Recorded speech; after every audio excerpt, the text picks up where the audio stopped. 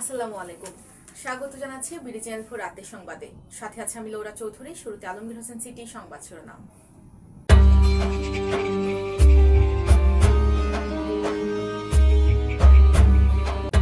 দুবাইয়ে গ্রেফতার হলেন সাবেক আইজিপি বেনজির আহমেদ। রোগীকে মারধরের অভিযোগে কিশোরগঞ্জ সদর হাসপাতালের চিকিৎসকের সাময়িক অব্যাহতি।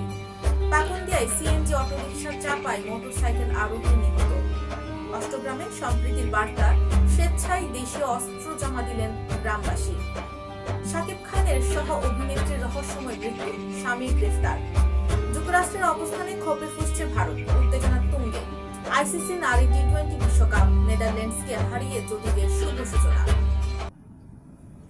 শুনছিলেন আলমগীর হোসেন সিটি সংবাদ শিরোনাম। এবার সিটি লাইভ বিস্তারিত।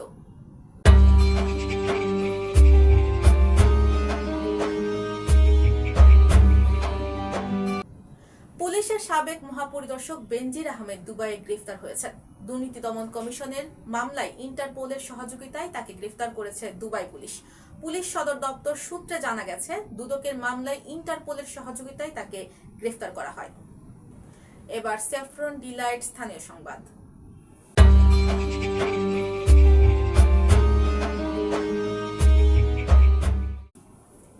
কিশোরগঞ্জের 250 সদস্য বিশিষ্ট জেনারেল হাসপাতালের এক নারী চিকিৎসকের বিরুদ্ধে রোগীকে আটকে রেখে মারধরের অভিযোগ উঠেছে। এই ঘটনায় অভিযুক্ত চিকিৎসক ডক্টর ইসরাত জাহান মৌকে সাময়িকভাবে দায়িত্ব থেকে অব্যাহতি দেওয়া হয়েছে। আজ হাসপাতাল কর্তৃপক্ষ বিষয়টি নিশ্চিত করেছেন। হাসপাতালের তত্ত্বাবধায়ক ডাক্তার নূর মোহাম্মদ আলম জানান, অভিযোগের পরিপ্রেক্ষিতে প্রাথমিক তদন্ত শেষে এই সিদ্ধান্ত নেওয়া হয়েছে। কিশোরগঞ্জের পাকুন্দিয়ায় সিএনজি অটোরিকশা চাপায় এক মোটরসাইকেল আরোহী নিহত হয়েছেন। নিহত রুবেল মিয়া একজন সৌদি প্রবাসী ও উপজেলার চর ফরাদি ইউনিয়নের কাহেত ধান্দুল গ্রামের খুরশিদ মিয়ার ছেলে। আজ বেলা 1টার দিকে উপজেলার গাজীপুর কিশোরগঞ্জ আঞ্চলিক মহাসড়কে মির্জাপুর শ্মশানঘাট সংলগ্ন সড়কে এই দুর্ঘটনা ঘটে। সামাজিক শান্তি, সম্প্রীতি ও আইন শৃঙ্খলা পরিস্থিতি আরো শক্তিশালী করার লক্ষ্যে কিশোরগঞ্জের অষ্টগ্রামে স্বেচ্ছায় দেশীয় অস্ত্র জমাদান কর্মসূচি অনুষ্ঠিত হয়েছে। স্থানীয় বাসিন্দারা শান্তিপূর্ণ সমাজ গঠনের প্রত্যয়ে নিজেদের কাছে থাকা দেশীয় অস্ত্র প্রশাসনের কাছে হস্তান্তর করেন। আজ দুপুরে অষ্টগ্রাম থানায় আয়োজিত এই কর্মসূচিতে প্রধান অতিথি হিসেবে ভিডিও কনফারেন্সের মাধ্যমে সংযুক্ত ছিলেন কিশোরগঞ্জ জেলার পুলিশ সুপার মোহাম্মদ মিজানুর রহমান।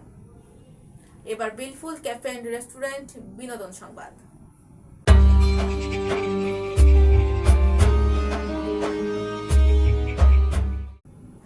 রাজধানী ধানমন্ডির একটি বেসরকারি হাসপাতালের 8ম তলা থেকে পড়ে অভিনেত্রী আসমা ঝিলিকের মৃত্যু হয়েছে জানিয়ে চাঞ্চল্যের সৃষ্টি হয়েছে।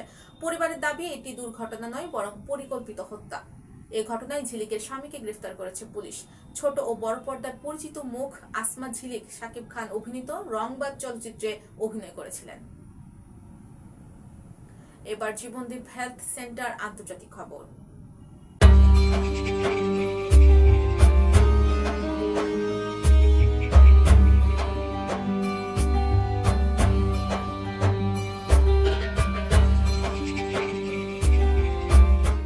মার্কিন নৌবাহিনীর হামলায় 3 ভারতীয় নাবিক নিহতের ঘটনায় ভারত যুক্তরাষ্ট্র কূটনৈতিক উত্তেজনা তীব্র আকার ধারণ করেছে।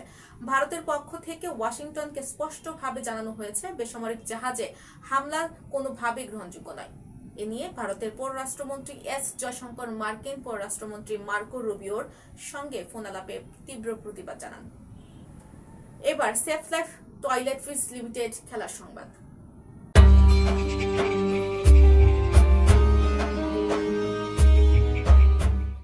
নারী টি-20 বিশ্বকাপে নিজের প্রথম ম্যাচে নেদারল্যান্ডসকে 6 উইকেটে হারালো বাংলাদেশ। বার্মিংহাম এজবাস্টনে টস জিতে প্রথমে ব্যাটিংয়ের সিদ্ধান্ত নেয় ডাচ নারীরা।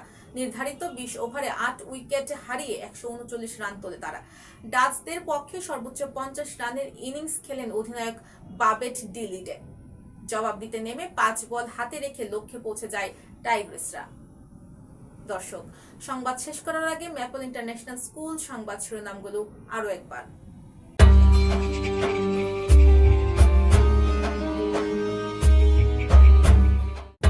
দুবাইয়ে গ্রেফতার হলেন সাবেক আইজিপি বেনজির আহমেদ। রোগীকে মারধরের অভিযোগে কিশোরগঞ্জ সদর হাসপাতালের চিকিৎসকের সাময়িক অব্যাহতি। পাকুন্দিয়ায় সিএনজি অটোরিকশার চাপায় মোটরসাইকেল আরোহী নিহত। অষ্টগ্রামে সম্প্রীতির বার্তা, স্বেচ্ছায় দেশীয় অস্ত্র জমা দিলেন গ্রামবাসী। শাকিব খানের সহ অভিনেত্রীর রহস্যময় মৃত্যু, স্বামী গ্রেফতার। যুক্তরাষ্ট্রের অবস্থানে ক্ষোভে ফুসছে ভারত, উত্তেজনার তুঙ্গে। আইসিসি নারী টি-20 বিশ্বকাপ, নেদারল্যান্ডসকে হারিয়ে জ্যোতিদের শুভ সূচনা। প্রিয় দর্শক, এই ছিল বিডি চ্যানেল 4 রাতের সংবাদ। সবাইকে পরবর্তী সংবাদ দেখার আমন্ত্রণ জানিয়ে আজকের মতো এখানেই বিদায় নিচ্ছি। সবাই ভালো থাকবেন, সুস্থ থাকবেন এবং নিত্য নতুন সংবাদ পেতে বিডি চ্যানেল 4 ফেসবুক পেজ ও ইউটিউব চ্যানেলের সাথেই থাকুন। আল্লাহ হাফেজ, শুভরাত্রি।